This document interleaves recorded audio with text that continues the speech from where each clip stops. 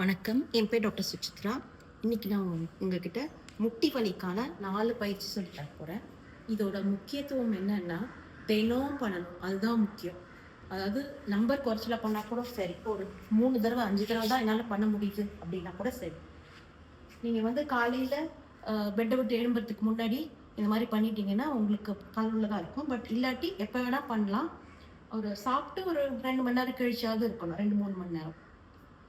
4 பயிற்சி. ஒண்ணு அதாவது முட்டிய சுத்தி இருக்க 4 பக்கம் இருக்க சதைகளையும் சரி பண்றதுக்கு. ஸோ ஃப்ரண்ட்ல, பின்னாடி, உள் சைடு, வெளி சைடு 4 சதைகளையும் ஸ்ட்ரெங்தன் பண்றதுக்கு. ஸோ 4 எக்ஸசைஸ் எல்லாத்துலயும் ஒரு 5 தடவை 3 தடவை பண்ணா கூட போதும். தினம் பண்ணணும்.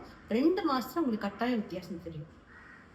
ஸோ ஃபர்ஸ்ட் மேல இருக்க சதைகளுக்கு குவாட்ரிசெப்ஸ்க்கு படுத்துட்டு காலை லைட்டாக தூக்கணும். ஹைட்டு தூக்க தேவையில்லை. ஸோ இப்படி லைட்டாக பண்ணாலே போதும். ரொம்ப நேரம் வச்சிருக்கணும்னு இல்லை. ஸோ இப்படி தூக்கி தூக்கி இறக்குனீங்கன்னா போதும். இந்த மாதிரி ஒரு 5 தடவை. இது குவாட்ரிசெப்ஸ் மசில்ஸ்க்கு, ஃப்ரண்ட்டுக்கு. அதுக்கப்புறம் சைடில் திரும்பி படுத்து கீழே இருக்க காலை எப்படி வேணால் வச்சுக்கோங்க. மேல இருக்க காலை முட்டியை மடக்காமல் ஸ்ட்ரைட்டாக வச்சுக்கோங்க. ஸ்ட்ரைட்டாக வச்சு இப்படி தூக்கணும். ஸோ அகெயின்ஸ்ட் கிராவிட்டி, புவி ஈர்ப்புக்கு எதிராக பண்ணிங்கன்னா இந்த சைடில் இருக்க மசில், லேட்ரல் மசில்ஸ் எல்லாம் ஸ்ட்ராங் ஆகிடும், பலம் ஜாஸ்தியாகும். அதுக்கப்புறம் அப்படியே இப்படி படுத்துக்கோங்க ப்ரோன் பொசிஷனில். படுத்துட்டு கால் ரெண்டுத்தையும் எவ்வளோ மடக்க முடியுதோ உங்களால் ஃபுல்லாக இவ்வளோதான் மடக்க முடியுதுன்னா ஓகே. இல்லை உங்களால் மேக்ஸிமம் எவ்வளோ முடியுதோ அதை பண்ணுங்க. இந்த மாதிரி ஒரு 5 தடவை. இது தைஸில் பின்பக்கமாக இருக்க சதைகளுக்கு, ஹாம்ஸ்ட்ரிங்ஸ்க்கு யூஸ்ஃபுல்லாக இருக்கும். இதுவும் அகெயின்ஸ்ட் கிராவிட்டி பண்ணுறோம் எல்லாமே.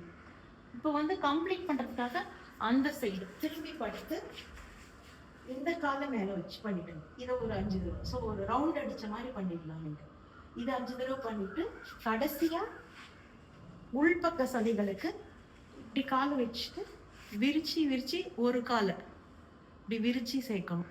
அதுக்கப்புறம் அந்த சைடு அதே மாதிரி பண்ணணும். ஸோ இப்படி விரிச்சு சேர்க்கணும்.